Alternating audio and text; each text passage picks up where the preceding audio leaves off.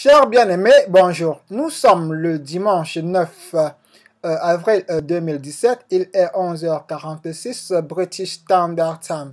L'actualité de la semaine, le vendredi 7 avril 2017, aux environs de 4 heures du matin, l'armée américaine, à partir de la mer Méditerranée, deux destroyers ont largué 60 missiles Tomahawk. Donc 59 avaient atteint leur cible sur une aviation militaire syrienne. Les raisons de cette attaque, c'est que 48 heures avant, les armes non conventionnelles chimiques avaient été utilisées pour attaquer certaines populations en Syrie, faisant plus de 70 victimes.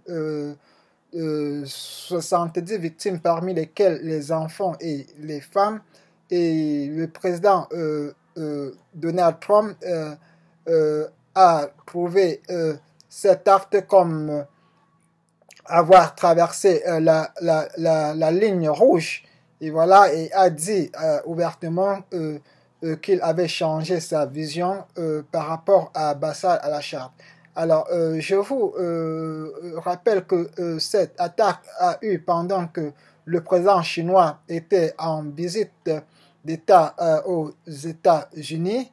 Voilà, certaines élites mondiales qui s'opposaient à la politique de Trump se sont aussitôt ralliées derrière Donald Trump. Alors, la question que nous nous posons, alors, est-ce que Donald Trump est-il finalement tombé dans le piège des élites du nouvel ordre mondial? Est-ce que Donald Trump a-t-il trahi son peuple? Pourquoi? Parce que pendant la campagne électorale, il avait dit qu'il n'allait pas se mêler dans les politiques des autres pays ou bien intervenir dans les affaires des autres pays, des États souverains, et qu'il était le président des États-Unis et non le président du monde.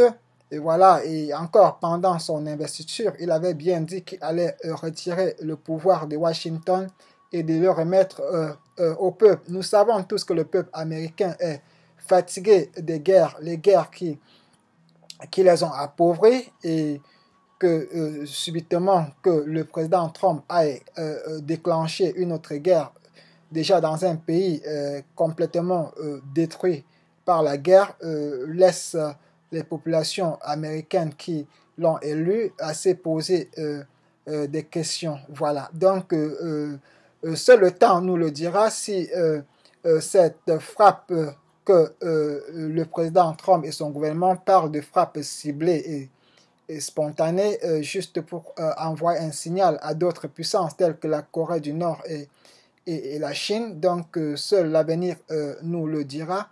Voilà. Aussitôt, la réaction du Kremlin, Kremlin s'est opposé et a dit que cette frappe était illégale et que le président Trump s'est attaqué à un État souverain, alors que ce n'est pas Bachar al-Assad qui avait donc utilisé les armes conventionnelles les armes non conventionnelles, pardon, pour attaquer cette région. Voilà, donc seul l'avenir nous le dira. Voilà, pour ceux qui ne savent pas exactement ce qui se passe en Syrie, c'est qu'en Syrie, il y a deux blocs. Il y a ceux qui sont pour le gouvernement mondial et ceux qui sont contre le gouvernement mondial, ou bien les rebelles du gouvernement mondial. Et tout est parti des gazoducs, un gazoduc qui du côté du Qatar et l'autre du côté de l'Iran. Voilà, donc alors tous ces deux puissances, l'Iran et le Qatar, ils ont des gazoducs. Ils voudraient utiliser dans la Syrie pour vendre leur gaz en Europe.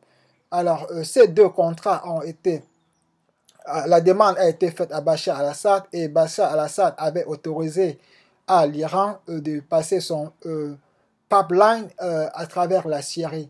Et aussitôt, les élites mondiaux s'y sont opposées, y compris l'Arabie saoudite. Voilà, et ça directement déclenché une haine contre Bachar al-Assad. Voilà, donc ça c'est le côté géopolitique. Donc côté géopolitique, il y a ce gaz-là, Bachar al-Assad, qui avait permis à l'Iran qui est supporté par la Russie, à faire passer le gazoduc, alors que de l'autre côté, il y a le Qatar, l'Arabie Saoudite et les élites mondiaux qui auraient souhaité que c'est plutôt le gaz du Qatar qui passe par la Syrie. Et voilà, et que puisque Bachar al-Assad avait donné le contrat plutôt à l'Iran, alors que ça a créé tout ce scandale, tout ce que le peuple syrien est en train de vivre aujourd'hui. Voilà, ça c'est le côté géopolitique. Voilà, maintenant regardons l'histoire de la Syrie dans le côté spirituel. Alors, il est écrit dans le livre d'Ésaïe au chapitre 17. Ça, c'est la prophétie, c'est une des prophéties. Ça fait 2500 ans que cette prophétie a été écrite, que Damas sera détruit. Damas sera détruit. À la fin, vers la fin des temps, Damas sera détruit.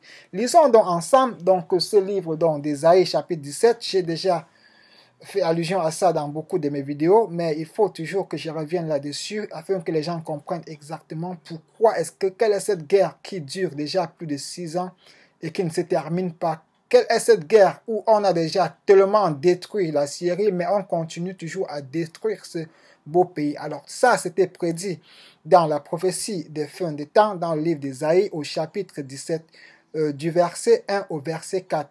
Ésaïe chapitre 17, du verset 1 au verset 4, il est écrit: Bientôt Damas ne sera plus comptée parmi les villes, elle sera réduite à un monceau de rhume. Les villes d'Aurore seront abandonnées et livrées aux troupeaux, qui s'y reposeront sans que nul ne les inquiète. Les remparts d'Éphraïm disparaîtront alors et il n'y aura plus de royaume à Damas. Le reste de la Syrie aura le même sort que les Israélites. L'Éternel le déclare, le Seigneur des armées célestes. En ce jour-là, la gloire de Jacob sera bien amoindrie, Israël perdra d'un bon point et sera amaigri. Amen. Donc voici, c'est ce que la prophétie biblique nous dit à la fin des temps. Vers la fin des temps, Damas sera détruit et après Damas, la prochaine étape sera Israël. Alors, revenons maintenant sur la politique de Donald Trump. Donald Trump a de bonnes ambitions. Il a une bonne politique pour son pays, mais il n'a pas les mains libres. Il ne peut pas à lui seul diriger. Il a autour de lui des personnes avec qui il travaille.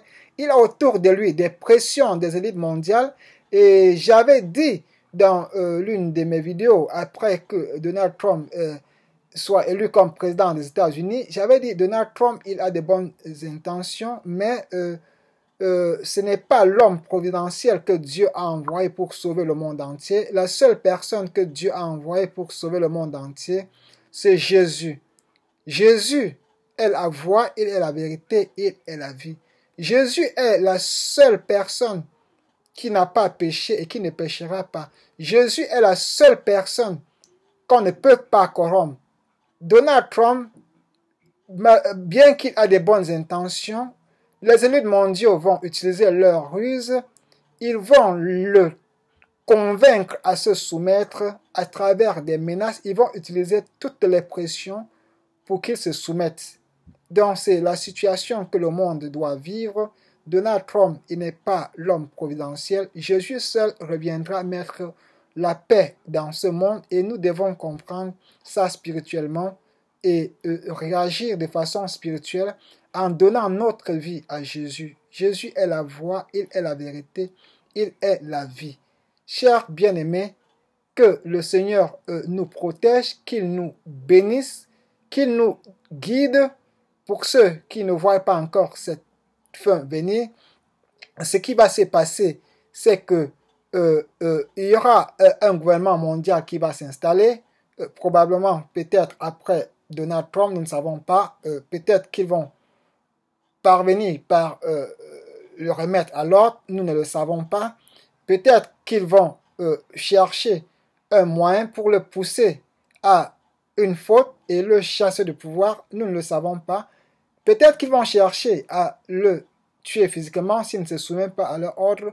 Seul le temps nous le dira. Mais ce qui est sûr, c'est que le gouvernement mondial va s'installer. Nous ne savons pas quand. Et quand ce gouvernement mondial va s'installer, c'est l'Antichrist qui sera le leader. Il va déclarer lui-même pendant les 7 années d'appropriation, en plein milieu de 7 années d'apocalypse ou bien de tribulation. Et ça, ce sera où? Ce sera en Israël. Ils vont construire un temple à Jérusalem parce que Jérusalem sera la capitale du nouvel ordre mondial. Dans ce temple qu'ils vont construire, qu'il va s'installer et déclarer lui-même qu'il est Dieu, et il va obliger tout le monde entier à prendre la puce 666 pour acheter, pour vendre, il faudrait avoir cette puce. Ça veut dire quoi? Pour manger en ce moment, les gens vont le louer. Donc mes chers frères et sœurs, c'est le moment. La déception est en train d'arriver. Les signes de cette déception sont là. Vous voyez les comportements anormaux dans le monde entier.